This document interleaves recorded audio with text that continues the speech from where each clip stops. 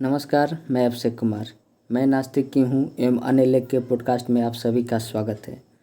हमने इस पॉडकास्ट के माध्यम से अध्याय 1 मैं नास्तिक की हूँ को सुन लिया है तथा समझ भी लिया है।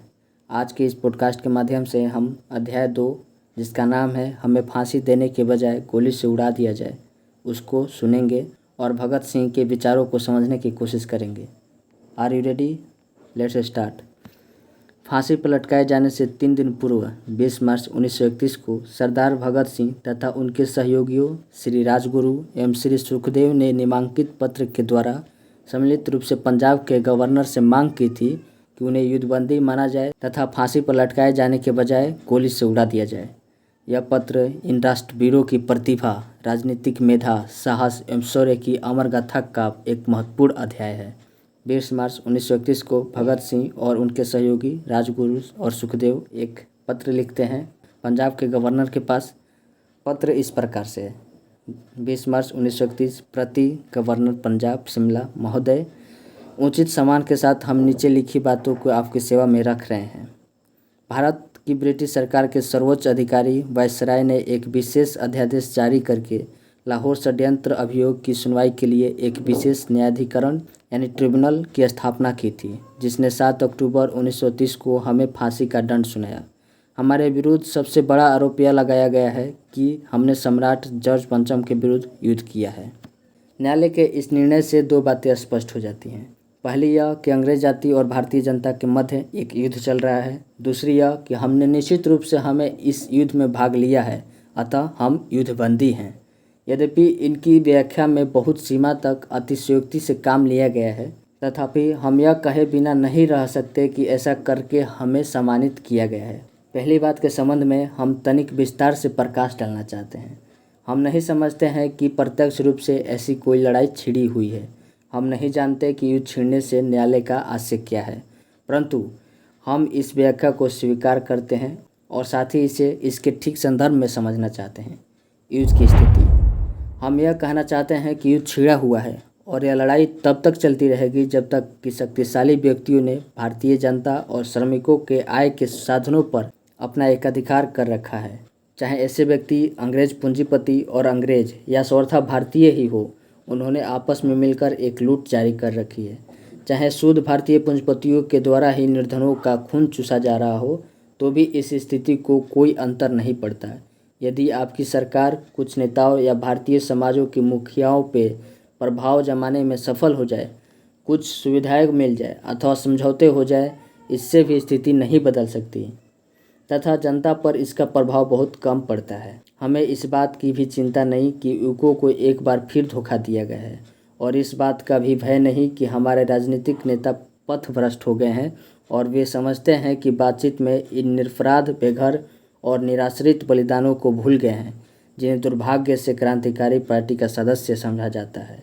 हमें राजनीतिक नेता उन्हें अपने शत्रु मानते हैं क्योंकि उनके विचार में वे हिंसा में विश्वास रखते हैं। हमारी वीरांगनाओं ने अपने सब कुछ बलिदान कर दिया। उन्होंने अपने पतियों को बलिवेदी पे भेंट किया, भाई भेंट किए और जो कुछ भी उनके पास था सब न्यौछावर कर दिया। उन्होंने अपने आप को न्यौछावर कर दिया, परंतु आपकी सरकार उन्हें विद्रोही समझती है। आपके एजेंट भले ही झूठी कहानियों बनाकर उन्हें बदनाम कर दें और पार्टी की प्रसिद्धि की हानि पहुंचाने का प्रयास करें, परंतु यह युद्ध चलता रहेगा। युद्ध के विभिन्न स्वरूप, हो सकता है कि यह लड़ाई भिन्न भिन्न दशाओं में भिन्न भिन्न स्वरूप में ग्रहण करे। किसी समय यह लड़ाई प्रकट रूप ले ले, कभी गुप्त दशा में चलती रहे, कभी भयानक रूप धारण कर ले, कभी किसान के स्तर पर युद्ध जारी रहे, कभी यह घटना इतनी भयानक हो जाए कि जीवन और मृत्यु के बाजी लग जाए। चाहे कोई भी परिस्थिति हो, इसका प्रभाव आप पर पड़ेगा। यह आपकी इच्छा है कि आप जिस परिस्थिति को चाहें चुन लें, परंतु यह लड़ाई जारी रहेगी। इससे छोटी छोटी बातों पर ध्यान नहीं दिया जाएगा। बहुत संभव है कि यह युद्ध भयंकर स्वरूप ग्रहण कर ले, पर निश्चय ही यह उस समय तक समाप्त नहीं होगा जब तक कि समाज का वर्तमान ढांचा समाप्त नहीं हो जाता। प्रत्येक वस्तु में परिवर्तन या क्रांति समाप्त नहीं हो जाती और मानवीय सृष्टि में एक नवीन युग का सूत्रपात नहीं हो जाता। अंतिम युद्ध, निकट भविष्य में अंतिम युद्ध लड़ा जाएगा और यह युद्ध निर्णायक होगा। साम्राज्यवाद एवं पूंजीवाद कुछ दिनों के मेहमान हैं। यह वही लड़ाई है जिसमें हमने प्रत्यक्ष रूप से भाग लिया है और हमें अपने आप पे गर्व करते हैं और इस युद्ध को ना तो हमने प्रारंभ किया है और ना ही यह हमारे जीवन के साथ समाप्त ही होगा। हमारे सिवाय इतिहास के उस अध्याय में लिखी जाएंगी जिसको यतीन्द्र नाथ दास और भगवती चरण के बलिदानों ने विशेष रूप से प्रकाशमान कर दिया है। इनके बलिदान महान हैं। जहाँ तक हमारे भाग्य का संबंध है, हमें जोरदार शब्दों में आपसे यह कहना चाहते हैं कि आपने हमें फांसी पर लटकाने का निर्णय कर लिया है। आप ऐसा करेंगे ही।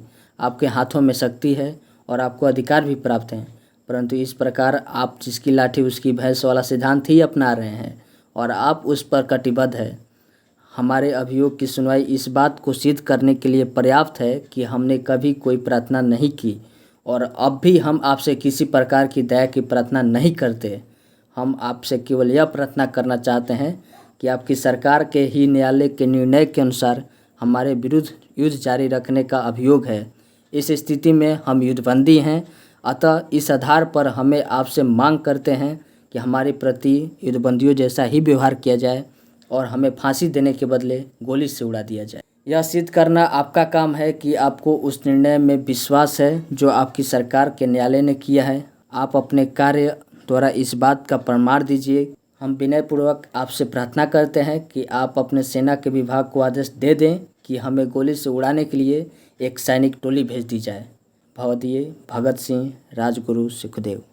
तो दोस्तों, ये भगत सिंह राजगुरु सुखदेव जो हमारे महान क्रांतिकारी नेता रहे थे, उन्होंने पंजाब के गवर्नर के पास एक चिट्ठी लिखी थी जिसके माध्यम से वो यह कहना चाहते हैं कि हमारे साथ युद्धबंदी के जैसे व्यवहार किया जाए। अगर पंजाब गवर्नर को लगता है कि न्यायालय ने सही फैसला किया है और वह एक युद्धबंदी हैं तो उन्हें फांसी ना दिया जाए, युद्ध के भांति उन्हें गोली मार दिया जाए। आप भगत सिंह राजगुरु सुखदेव और बहुत सारे क्रांतिकारियों को इस सोच को देख सकते हैं और उनके इस सोच के माध्यम से आप समझने का प्रयास भी कर सकते हैं कि वो किस प्रकार देश के लिए निछावर होने के लिए हर कदम तैयार रहे थे। वह अपने मरते दम तक उन्होंने एक बार भी प्रार्थना नहीं किया था कि हमें छोड़ दिया जाए, जैसा कि उन्होंने इस चिट्ठी में लिखा भी है। और अभी भी वह नहीं कर रहे हैं। अभी भी वह यही कर रहे हैं कि हमें फांसी नहीं दिया जाए, हमें एक क्रांतिकारी की तरह गोली से मार दिया जाए। ज़्यादा कुछ नहीं बोलूँगा। आखिरी में भगत सिंह राजगुरु सुखदेव बाकी जितने भी क्रांतिकारी हैं उनको अपने दिल से सलाम करता हूँ। जय हिंद।